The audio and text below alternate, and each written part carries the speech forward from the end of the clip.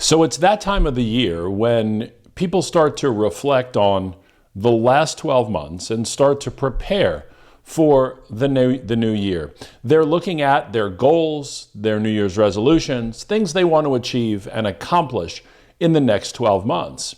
Well, before we can look forward, let's look backwards. Take a look at the last 12 months, whether it's your business life or your personal life. How did you do? When you set your goals at the end of 2023, what did you hope to accomplish? Did you make any New Year's resolutions? This year, I'm going to do this better, or do that better, or improve on X, Y, or Z. How did you do? And it's important to be honest with yourself about how well you did.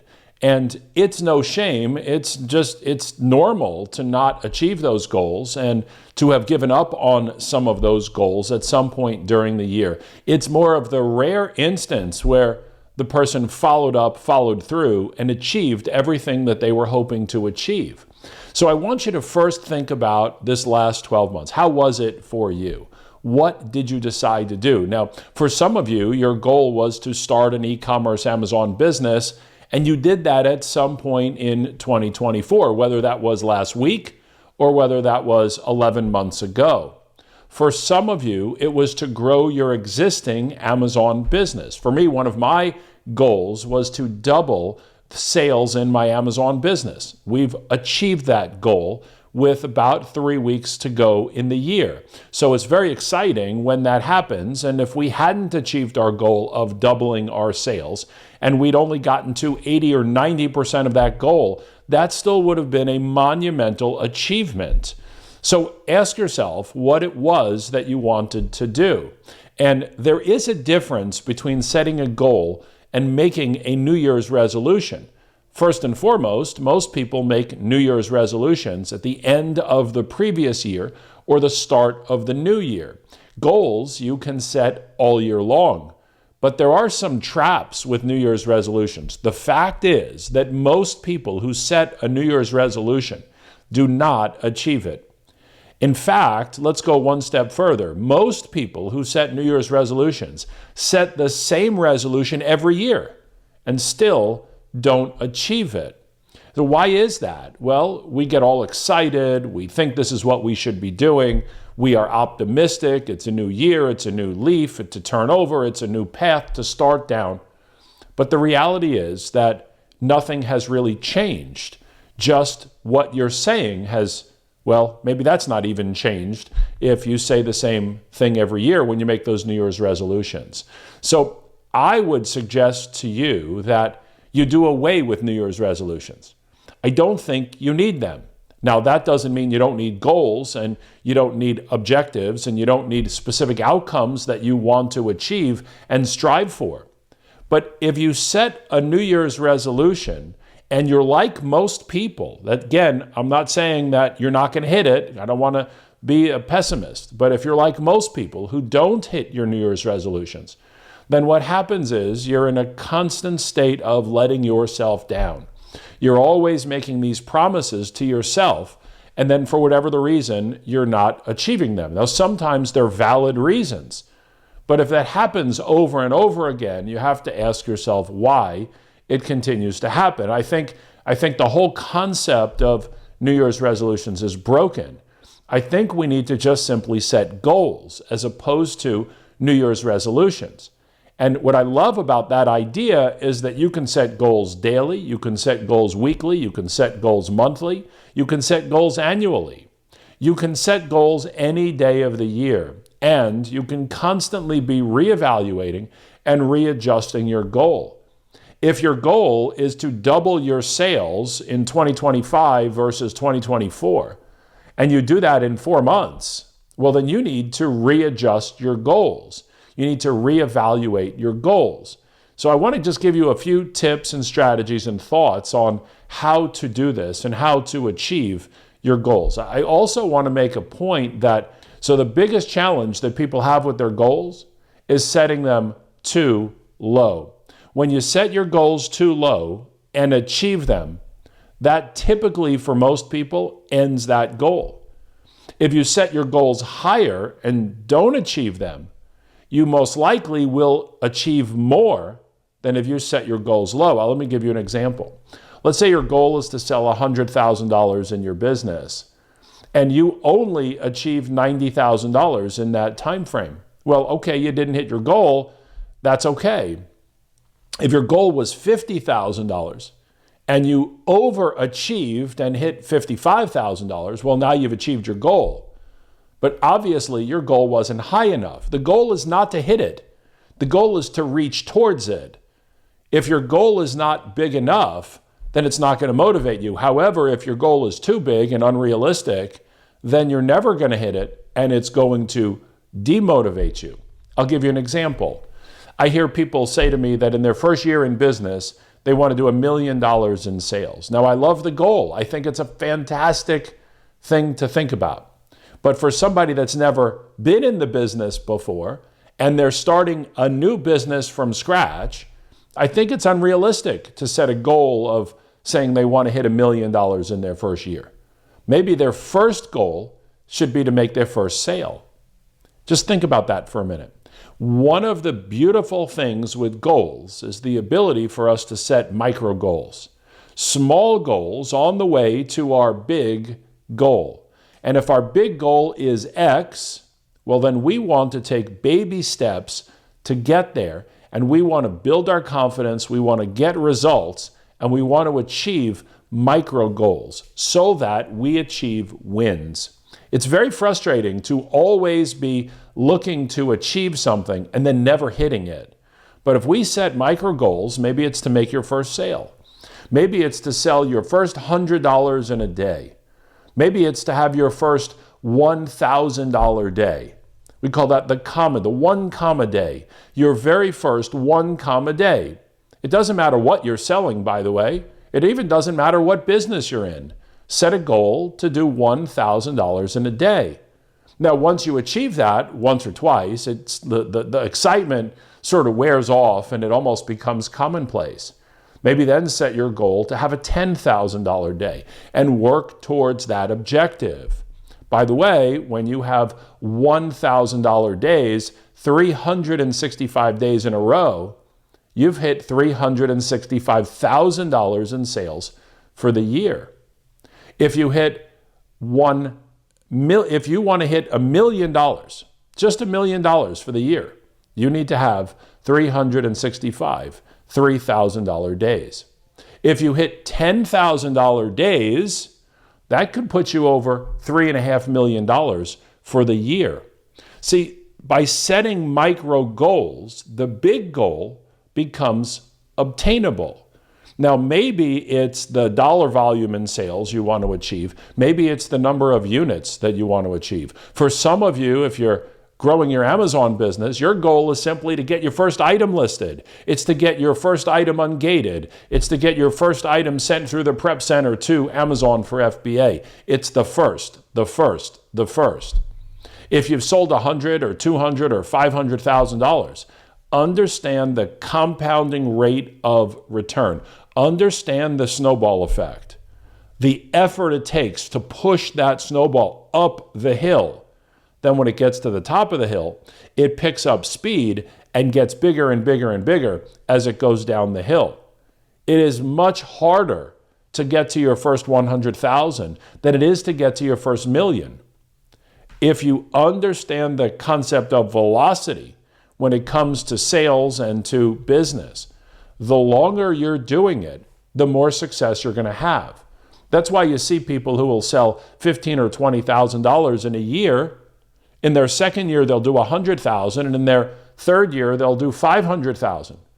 The reason is that their business is picking up momentum, and of course, it's also because you're getting more information on what you should be doing and implementing that as you're growing your business. So setting micro goals is really important.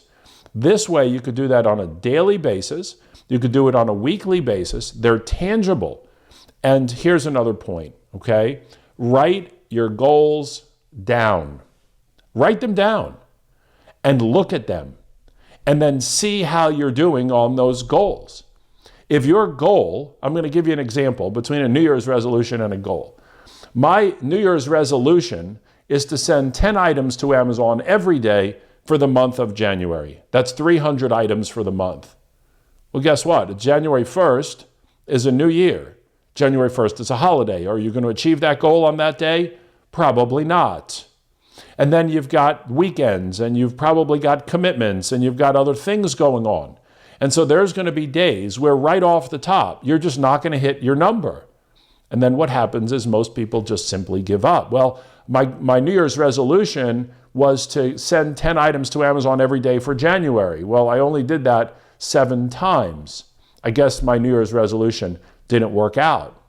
But if your goal, and this is a different way of thinking about it, if your goal is to send 10 items into Amazon, and you're sending on a daily basis and you're achieving it somewhat and you miss a day or two, then you can readjust your goals. My goal was to send 10 items into Amazon every day. Well, guess what? I missed 2 days this week. So for the next 2 days, I'm going to send in 20. And then I'm going to get back on track towards my goal. I know it's just semantics. And you say what you're saying sounds like the same thing, but completely different. But it is very different. Setting goals and setting a New Year's resolution end up with a completely different set of results. Look, this is the time of the year where everyone wants to get healthy, get in shape, and go on a diet, lose weight, whatever it is. Now, personally, I don't understand that. If I was 25 pounds overweight in May, if I was 25 pounds overweight in July, why would I want to wait until December to make my New Year's resolution to get fit? I can start that right now if that's my goal, but if it's my New Year's resolution, I have to wait all the way until the start of the new year. As we think about this new year, don't just think about it from a business perspective. Think about it from a personal perspective. What are your goals personally? What relationships do you want to strengthen? What relationships do you want to get better? What would you like to achieve in your life that isn't just business? Do you want to go on a vacation? Do you want to take a cruise? What would happen if we launched an Internet Mastery cruise in 2025, maybe to somewhere like Alaska? Would you want to join us? Would that be on your bucket list? Would that be a New Year's resolution that come February you're like, nah, that was a good idea, but I've changed my mind? Or is that a goal where you say, I'm going on the cruise no matter what because I want to be part of this adventure? Oh, did I mention we might have an Internet Mastery cruise to Alaska in 2025? I didn't mean to mention that, by the way. If I did, I apologize. I don't want to talk about things like that right now. That wouldn't be the point of this conversation. So if you're setting goals, well, then you can adjust them and you can adapt to them as you go. So think about other aspects of your life. Maybe you want to make 2025 your healthiest year ever. Look, the reality is that there's a lot of people in not just our community, but in the world in general that need to be healthier. We all could be healthier. There's a lot of people right now that are just not in the physical place that they should be, the health place that they should be. And so maybe that is your goal. And if you just understand what the new currency is, by the way, the new currency is muscle.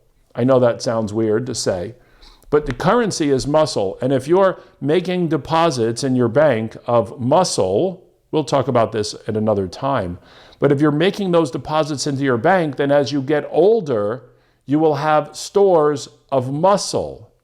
The older you get, the more muscle you will have, and the healthier you will be if you go about it the right way. I read an article the other day that said that 75% of all death of people 70 and over is as a result of lack of muscle. And then I went on to read it because I thought that was a very interesting thing. I was like, how does lack of muscle impact somebody's longevity? And it was very fascinating. The lack of muscle, or skeletal muscle to be very, very specific, was that when somebody falls down when they get older and they break bones, it's harder to recover because they have less muscle. When somebody gets sick, gets an immune disease, some kind of anything, whether it's the flu or something worse than that, it's harder for them to recover because of a lack of muscle. So if we can maybe set a goal in 2025 to make it our healthiest year ever, what that might look for you is going to be different than what it looks like for somebody else. Maybe it means you need to work out a little bit more, or walk a little bit more, or drink a little bit more water, or eat a little bit more protein, or optimize your body with hormones and peptides. Whatever your goals are, they are specific to you. And I want to make a point that your goals should not be conditional on what you think other people think your goals should be. We have this amazing leaderboard community. We have over $200 million in sales on Amazon by people just like you that are growing their business on a day-to-day basis. We look at that leaderboard and we see some amazing results. 5 million, 10 million, 25 million. And we say, well, I'm never going to get there. Well, you might get there. Of course, by the time you get to 25 million, the person at 25 million might be at 100 million, but it isn't a competition. You are only competing against you. So don't put yourself in a position of being disappointed because you're not as high on the leaderboard as you hoped you would be. Yeah, it's exciting when you get on the leaderboard. It is. And remember, everybody in every business starts at zero. Everybody does. Nobody's born an entrepreneur. Nobody's born the ability to do anything. It's all learned skills. But if you can implement, apply, and focus on what you want your goals to be, then over time, you'll learn how to adjust them. Think almost about your goals like a thermostat. What happens with a thermostat is we turn the dial until we achieve a temperature we're comfortable at, and then we just go on autopilot. There's a lot of people that set goals and then they get comfortable with those results of those goals, and then their business gets put on autopilot. But at the end of the day, if you continue to evaluate your goals and slightly improve them on a daily basis, every day, look at what you wrote down, look at your numbers. Are you achieving them? How are you moving forward? Now, don't hold yourself accountable to where you get frustrated or even overjoyed on a daily basis, because one good day or one bad day doesn't mean you've achieved your goals. You need to be consistent. It takes 90 days of consistent effort to form a habit. 90 days. That's good days, bad days, best days, and ugliest days. But still, 90 days to form a habit. So we're really good, I think, as humans of setting these New Year's resolutions because society has ingrained that in us. We're less likely to set goals in general because we don't want to not hit them.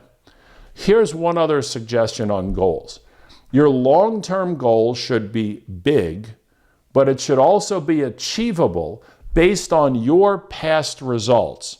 Now, how does that work if you've never done anything like this before, or you're just starting out? Well, then you have to give yourself a little bit of leeway. But try your best not to set goals that are so big that are really unrealistic in the day-to-day. Now, as you're achieving your goals, if that big, lofty goal seems to be becoming more realistic, then you can simply adjust and adapt that goal. As you're setting goals, one last point that I want to make is don't allow yourself to be overcome with frustration or complacency. When you get to a certain point and you're there for a little while and you reach a plateau, you need to adjust your goals upwards.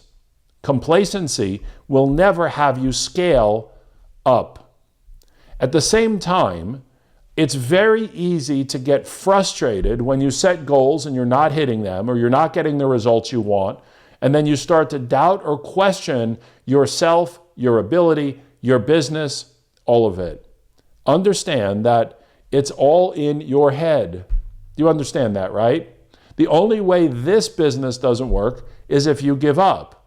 And the only way this business doesn't work is if you aren't following the process. So when you set your goals, whatever they are, hey, maybe your goal is to watch one new video every day. Maybe your goal is to send 10 items to the prep center every day. It's fascinating because I work with a lot of people one-on-one in our roundtable, and I've got them setting daily goals. And the best part is when they start to set those goals and they start to see those results. And then you know what happens? When you start to see those results, you forget about your daily goals. Understand that what we're doing in the beginning is we're just planting seeds. But even as the crops are growing, you need to plant seeds for the next set of crops. So my suggestion for you as you prepare and plan for the new year is forget about your New Year's resolutions and focus on your goals. Set a 1-month goal, a 6-month goal, monthly goals, weekly goals, and daily goals in all aspects of your life. Spend some time and write it all down, and then you'll be amazed at what happens over the course of the next 12 months.